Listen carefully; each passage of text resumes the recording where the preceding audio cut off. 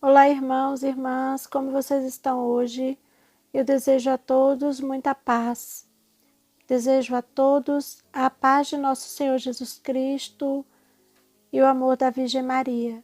Pelo sinal da Santa Cruz, livra-nos Deus, nosso Senhor, dos nossos inimigos. Em nome do Pai, do Filho e do Espírito Santo. Amém.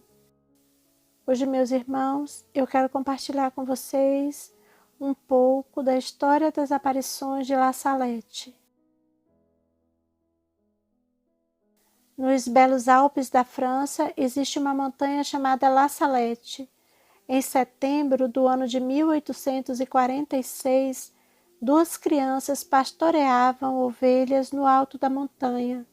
Um menino chamado Maximino, de 11 anos, e uma adolescente chamada Melanie, de 15 anos. Em uma tarde, enquanto esperavam a hora de voltarem para casa, viram uma forte luz e uma bela senhora sentada numa pedra, com belos trajes de camponesa. Era uma bela dama, como eles definiram. Ela tinha na cabeça um diadema dourado e pisava sobre lindas flores, que desapareceram quando ela foi embora. A senhora estava chorando e disse: "Vinde, meus filhos, não tenhais medo. Estou aqui para contar uma grande novidade. Se meu povo não quiser aceitar, vejo-me forçada a deixar cair o braço de meu filho. É tão forte e tão pesado que não posso mais segurar. Há tanto tempo que sofro por vós." Esta aparição da Virgem Santíssima, que aconteceu na França em 1846, foi reconhecida e aprovada pela Igreja em 1851. O bispo de La Salette encarregou a 2 teólogos a investigação da aparição e de todas as curas registradas. Durante 5 anos fizeram as mais minuciosas investigações. Em toda a França, em aproximadamente 80 lugares diferentes, os bispos encarregaram sacerdotes que investigassem as curas milagrosas através das orações a Nossa Senhora de La Salette e da água da fonte. Centenas de graças foram registradas. O Santo Padre Pio IX aprovou a devoção a Nossa Senhora de La Salette. Pediu aos jovens que lhe enviassem o relato dos segredos por escrito. Tempo depois, dirá o Santo Padre: "Estes são os segredos de La Salette. Se o mundo não se arrepender, perecerá." Maximino e Melanie foram beneficiados por um privilegiado e manifesto auxílio sobrenatural para serem fiéis a tudo que tinham visto ou ouvido. Em 1858, no ano da aparição de Nossa Senhora em Lourdes, os videntes ficaram liberados da obrigação do silêncio e deram a público o segredo. No resto da vida, Maximino e Melanie me responderam a inúmeras consultas e pedidos de esclarecimento. A versão histórica do segredo, que é conservada no Vaticano como a mais completa, é uma redação mais extensa feita por Melanie em 21 de novembro de 1878, considerada definitiva pela vidente. Assim começa o segredo. Maximino e Melanie: "O que vou dizer-vos agora não ficará sempre segredo. Podereis publicá-lo em 1858. Os sacerdotes, ministros de meu filho, pela sua má vida, sua irreverência e impiedade na celebração dos santos mistérios, pelo amor do dinheiro, das honrarias e dos prazeres, tornaram-se cloacas de impureza. Sim, os sacerdotes atraem a vingança e a vingança paira sobre suas cabeças. Ai dos sacerdotes e das pessoas consagradas a Deus, que pela sua infidelidade e má vida crucificam de novo meu filho. Os pecados das pessoas consagradas a Deus bradam ao céu e clamam por vingança.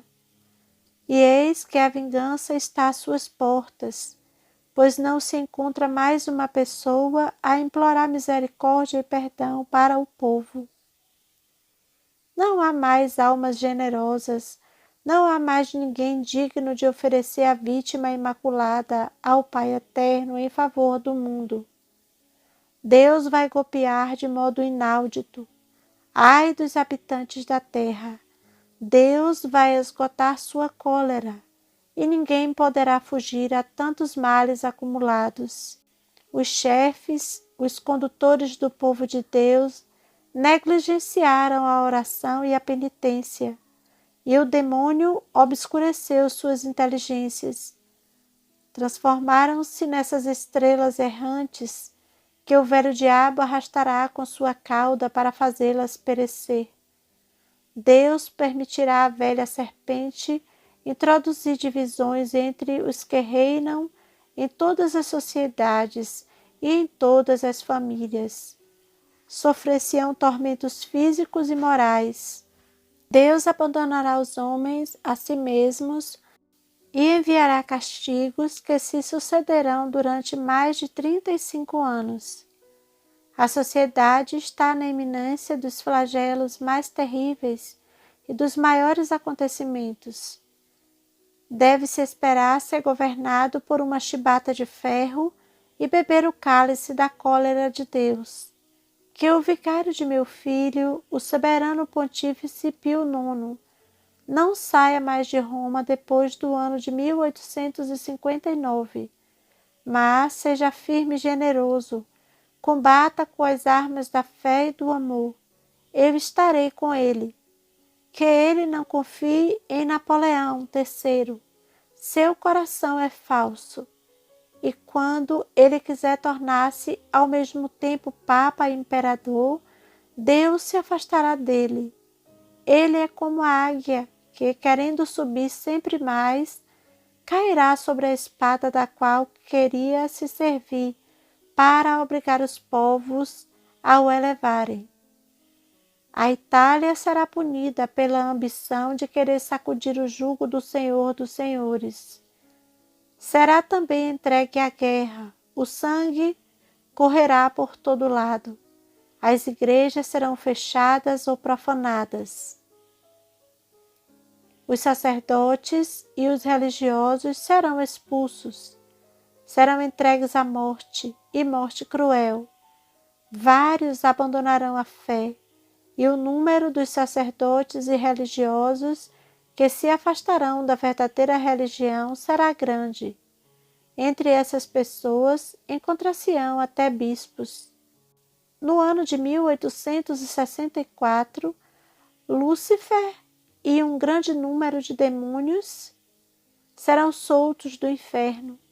Eles abolirão a fé pouco a pouco, até nas pessoas consagradas a Deus.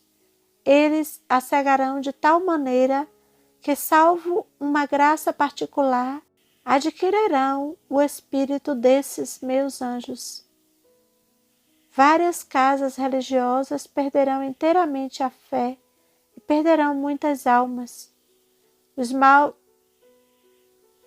maus livros abundarão sobre a terra, e os espíritos das trevas espalharão por toda parte um relaxamento universal em tudo o que se refere ao serviço de Deus.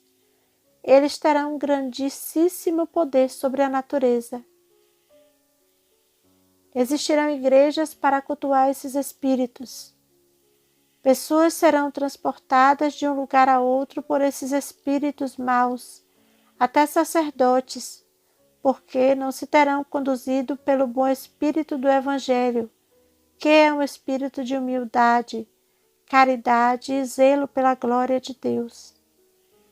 Far-se-ão ressuscitar mortos e justos, quer dizer, tais mortos tomarão a figura de almas justas que viveram na terra, para seduzir mais os homens, estes supostos mortos ressuscitados, que não serão outra coisa senão um demônio encarnado nessas figuras. Pregarão outro evangelho contrário ao do verdadeiro Jesus Cristo, negando a existência do céu, ou ainda almas de condenados. Todas essas almas aparecerão como unidas a seus corpos. Em todos os lugares haverá prodígios extraordinários, porque a verdadeira fé se apagou e uma falsa luz ilumina o mundo. Ai dos príncipes da igreja que então estarão ocupados apenas em amontoar riquezas acima de riquezas, salvaguardar sua autoridade e dominar com orgulho. O vigário de meu filho terá muito que sofrer, porque durante algum tempo a igreja será entregue a grandes perseguições. Será o tempo das trevas, e a igreja passará por uma crise pavorosa. Tendo sido esquecida a santa fé em Deus, cada indivíduo desejará guiar-se por si próprio e ser superior a seus semelhantes. Serão abolidos os poderes civis e eclesiásticos. Toda a ordem e toda a justiça serão calcados aos pés. Não se verá outra coisa senão homicídios, ódio, inveja, mentira e discórdia, sem amor pela pátria e sem amor pela família. O Santo Padre sofrerá muito. Eu estarei com ele até o fim, para receber o seu sacrifício. Os maus atentarão várias vezes contra a sua vida, sem poder abreviar seus dias, mas nem ele nem seu sucessor verão o triunfo da Igreja de Deus. Os governantes civis terão todos o mesmo objetivo, que consistirá em abolir e fazer desaparecer todo o princípio religioso para dar lugar ao materialismo, ao ateísmo, ao espiritismo e a toda espécie de vícios. No ano 1865, ver-se-á a abominação nos lugares santos. Nos conventos as flores da igreja serão apodrecidas e o demônio tornar-se-á como o rei dos corações. Que os dirigentes das comunidades religiosas estejam atentos em relação às pessoas que devem receber, porque o demônio usará toda a sua malícia para introduzir nas ordens religiosas pessoas entregues ao pecado, pois as desordens e o amor aos prazeres carnais estarão espalhados por toda a terra. A França, a Itália, a Espanha e a Inglaterra estarão em guerra. O sangue correrá nas ruas. O francês combaterá contra o francês, o italiano contra o italiano. A seguir, haverá uma guerra geral, que será horrorosa. Durante certo tempo, Deus não se lembrará mais da França nem da Itália, porque o Evangelho de Jesus Cristo não será mais conhecido.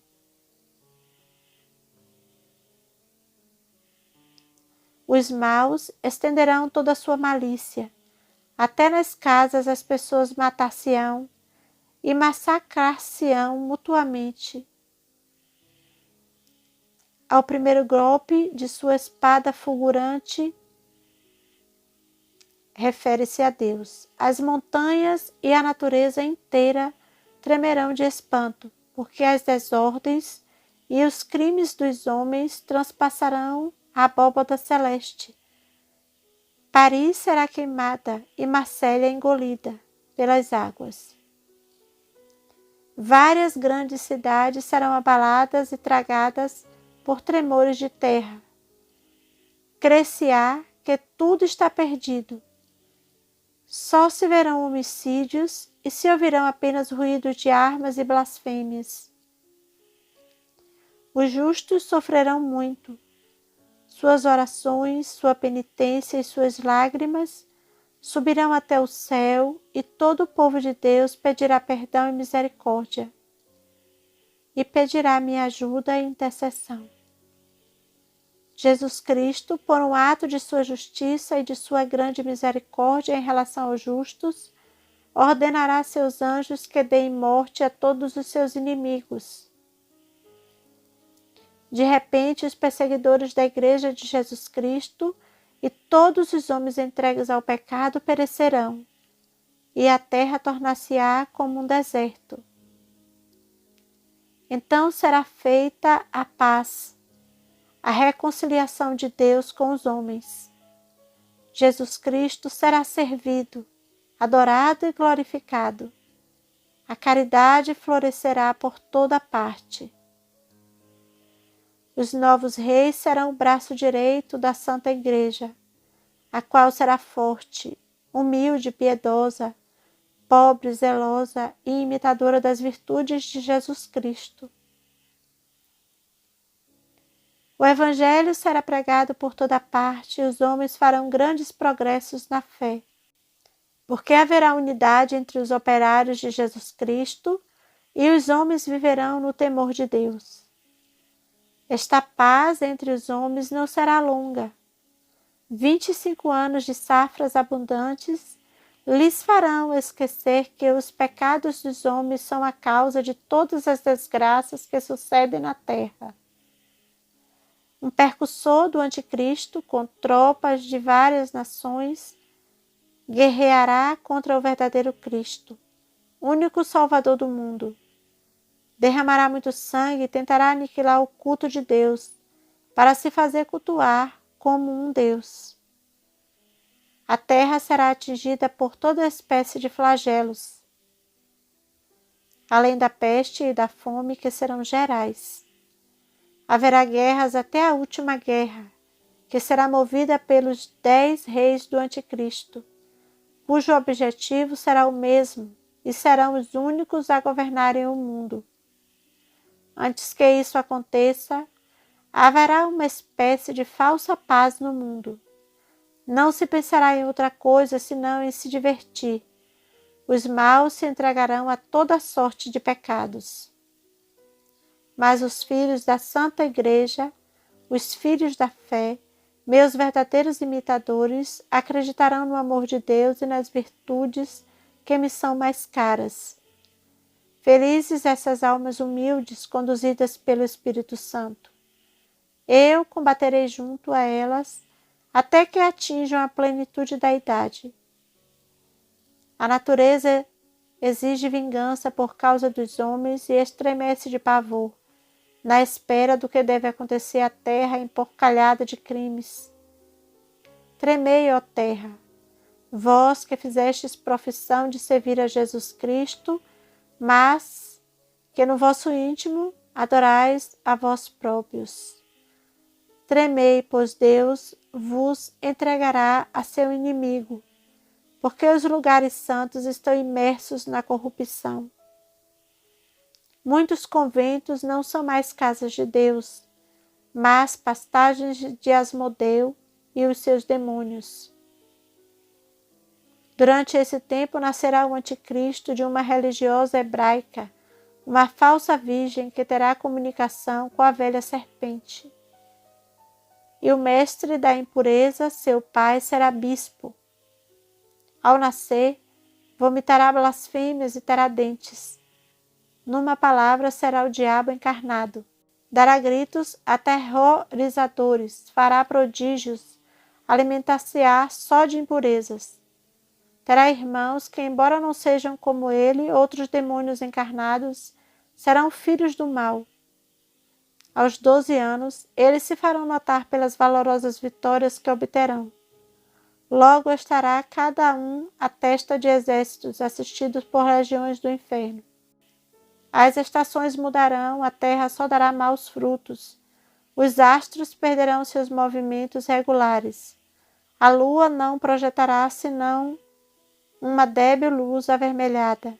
A água e o fogo darão ao globo terrestre movimentos convulsivos e horríveis tremores de terra, que engolirão montanhas, cidades, etc. Roma perderá a fé e se tornará sede do anticristo.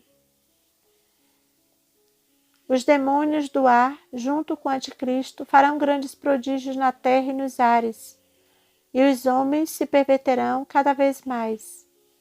Deus tomará sob seus cuidados os fiéis servidores e os homens de boa vontade. O Evangelho será pregado por toda parte. Todos os povos e todas as nações terão conhecimento da verdade. Eu dirijo um premente apelo à terra, apelo aos verdadeiros discípulos do Deus vivo que reina nos céus. Apelo aos verdadeiros imitadores de Jesus Cristo feito homem, o único verdadeiro Salvador dos homens. Apelo aos meus filhos, meus verdadeiros devotos, aqueles que se deram a mim, para que eu os conduza a meu divino Filho, aqueles que levo, por assim dizer, nos meus braços, que vivem de meu espírito.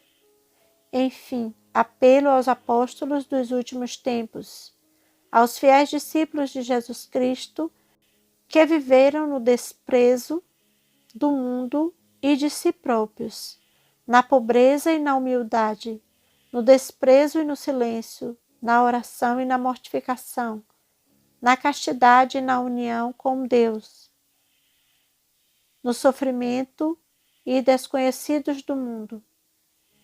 É chegado o tempo para que eles saiam e venham iluminar a terra. Ide e mostrai-vos como meus filhos amados.